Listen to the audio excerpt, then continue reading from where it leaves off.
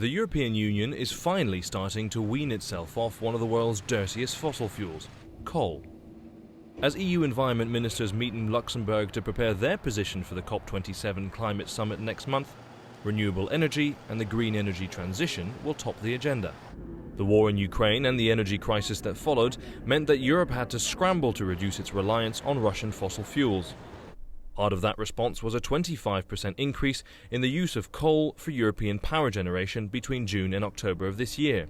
The EU also had to deal with the fact that its nuclear output was marred by technical issues and drought conditions over the summer that slowed hydroelectric production.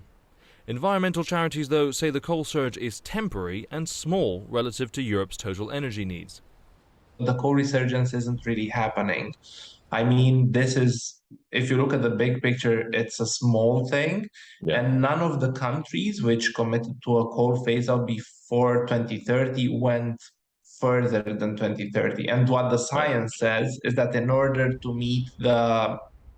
maintain temperature growth under 1.5 degrees Celsius, you need to phase out coal by 2030 in OECD countries and the EU. So right now we are on track in terms of existing commitments. Other environmental campaigners say the energy crisis may have actually accelerated the green energy transition and increased the EU's environmental ambitions. Looking to Germany, which had 40% of renewables in 2021, will achieve 80% in 2030 and fossil fuel-free power mix by 2035 or near free by 2035. Also looking to the Netherlands, for example, which will double the wind offshore capacity by 2030.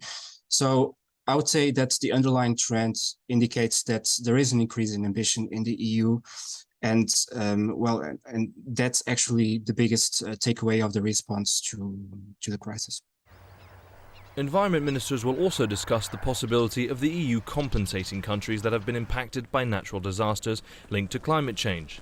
The idea has previously been rejected by EU leaders, with talks possible but an agreement unlikely at COP27 in Sharm el-Sheikh next month. The balance between the EU's economic needs and climate goals will be central to the EU's environment ministers' meeting. The war in Ukraine did mean that the EU had to temporarily rely on dirtier fossil fuels to plug the energy gap.